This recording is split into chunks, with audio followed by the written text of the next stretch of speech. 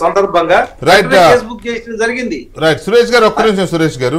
Right Srinivasarao, ఈ ఓట్లు దొంగలు అనే దాని మీద క్లారిటీ కనపడుతుంది, ఎవరు చేస్తున్నారు ఏంటి అనేది కనపడుతుంది, కానీ చర్యలే ఉండట్లేదు. ఎక్కడో ఎవరో అడ్డుపడుతున్నారు అనేది ఒకటి క్లియర్గా కనపడతా ఉంది. ఆయనేమో చంద్రబాబుకి భయం పట్టుకుంది, లేదా పవన్ కళ్యాణ్కి భయం పట్టుకుంది అని మాట్లాడతాడు విజయసాయి రెడ్డి గారు. ఇంకో మంత్రి జోగి రమేష్ కూడా అదే మాట్లాడుతున్నారు. ఇవాళ వాళ్ళకి భయం పట్టుకుని ఇట్లా చేస్తున్నారు అట్లా చేస్తున్నారు. ఇప్పుడు చంద్రబాబు నాయుడు గారు పవన్ కళ్యాణ్ గారు వెళ్ళి ఓటర్ల లిస్టు సక్రమంగా తయారు చేయండి, అందులో ఉన్న అక్రమాలు తొలగించండి అని చెప్పారు. తెలుగుదేశానికి జనసేనకి అనుకూలంగా చేయమని ఏమైనా చెప్పారా? ఏమన్నా ఆయనకి అలా అనిపిస్తుంది? చెప్పలేదు కదా. చంద్రబాబు నాయుడు గారు పవన్ కళ్యాణ్ గారు ఓటర్ల లిస్టులో ఉన్న అక్రమాలని సరిచేయండి అన్నారు. ఇది స్పష్టంగా ఉంది. దీనికి వ్యతిరేకంగా దీన్ని వ్యతిరేకిస్తున్న ఎవరు మాట్లాడినా ఓటర్ లిస్టులో ఉన్న అక్రమాలని మార్చొద్దు అని అర్థం కదా. అంతే. అంటే ఇప్పుడు విజయసాయి రెడ్డి గారు ఏం చెప్తున్నారు? కంగారు పడుతున్నాడు ఆయన, ఎక్కడ మార్చేస్తారు.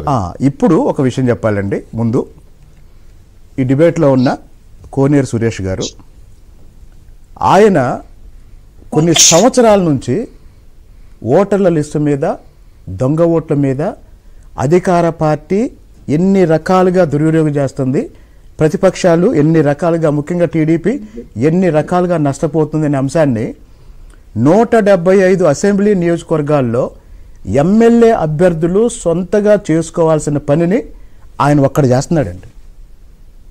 నాకు ఎలా తెలుసు అంటే అనేక సార్లు రాత్రి 2 గంటల టైంలో కూడా, ఇప్పుడు తిరువూరు నియోజకవర్గంలో ఏ ఊర్లో మరణించిన వాళ్ళు ఎవరు, ఊర్లో లేని వాళ్ళు ఎవరు, దీన్ని లిస్ట్ అవుట్ చేసి చాలా సైంటిఫిక్గా, అంటే ఒక నియోజకవర్గంలో 10,000 నుంచి 15,000 ఓట్లు అధికార పార్టీకి అనుకూలంగా వాడుకోవటానికి ఈ ప్రభుత్వం పనిచేస్తుంటే, ఈ రాజకీయ వైఎస్ఆర్సీపీ దాన్ని ఎలా అడ్డుకోవాలో ఒక ఆలోచనని సురేష్ గారు కొన్ని సంవత్సరాల ఆయన రాత్రి పగలు కష్టపడి ఒక ప్రాజెక్ట్ లాగా పనిచేశాడు దీని మీద.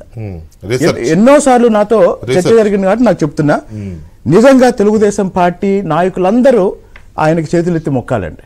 ఎందుకు అంటే ఇది మామూలుగా నాయకులందరూ ఊరికి దండం పెట్టుకుంటూ వెళ్ళిపోతారండి, మనం కనపడితే చాలే అనుకుంటారు. వాస్తవానికి రాజకీయం వేరు, ఎలక్షనీరింగ్ వేరండి. ఇంకోటి అసలు విషయం ఏంటంటే 2019 ఎన్నికలు అయిపోయిన తర్వాత జగన్మోహన్ రెడ్డి గారు ఎలా గెలిచారు అని లెక్కేసేటప్పుడు అందులో ఒక అంశం ఏంటంటే, అప్పుడు అధికారంలో ఉన్న తెలుగుదేశం పార్టీ గుర్తించిన అంశం ఏంటంటే, ఓటర్ల లిస్టులో విపరీతమైన అవకతవకలు ఉన్నాయి. ఒక్కొక్క నియోజకవర్గంలో కనీసం 15,000 నుంచి 20,000 ఓట్లు ఆ రోజు ప్రతిపక్షంలో ఉండి కూడా వైసీపీ మేనేజ్ చేయగలిగింది. ఇప్పుడు నేను మళ్ళీ చెప్తున్నాను, ఎవరి సహకారంతో అంటే వీళ్ళ సహకారంతోనే. ఇందాక చెప్తున్నాడు కదా మోడీ గారు దేశానికి ఏమేమి, రాష్ట్రానికి ఏమేమి చేశారని. ఇందాక మేము చెప్పిన హక్కు గారు చెప్పారు, అది శ్రీనివాసరావు గారికి హక్కు గారు మోడీ గారు మళ్ళీ కావాలని మీరేగా చెప్పింది. సరే, అది కేంద్ర ప్రభుత్వం. ఇంకోటి ఇందాక డిబేట్లో సోదరుడు కిరణ్ ఏమన్నాడంటే, పొత్తు గురించి మాట్లాడేటప్పుడు కొంత ఎన్నికల నిర్వహణకు సంబంధించి కొంత కేంద్ర ప్రభుత్వ సహకారం విషయంలో మా వాళ్ళు ఆలోచిస్తున్నారు అన్నప్పుడు, వాస్తవానికి ఎన్నికల సంఘం అనేది ఒక రాజ్యాంగ సంస్థ. రాజ్యాంగ సంస్థ అంటే స్వతంత్రంగా పనిచేయాలి. దురదృష్టవశాత్తు ఆ పరిస్థితి లేదు. కాబట్టి ఇప్పుడు ఎందుకంటే నిన్న జరిగిన తెలంగాణ ఎలక్షన్స్ లో మరి అలాంటి ఇలాంటి ఈ గొడవలు కానీ అక్రమాలు కానీ ఎక్కడ ఏ చిన్న కంప్లైంట్ కూడా లేదే. నేను మీకు ఒక విషయం చెప్తాను, ప్రశాంతంగా వెళ్ళిపోయారు, ఎవరు ఓట్లు వేసుకున్నారు. నేను మీకు ఒక విషయం చెప్తాను. కర్ణాటకలో అక్కడున్న బీజేపీ ప్రతిపక్షమైన కాంగ్రెస్ని ఎన్నికలకు ముందు టార్గెట్ చేసి డీకే శివకుమార్ని తీసుకెళ్లి తిహార్ జైల్లో పెట్టింది. ఆయన కాంగ్రెస్ని గెలిపించాడు, అధికారంలోకి వచ్చారు.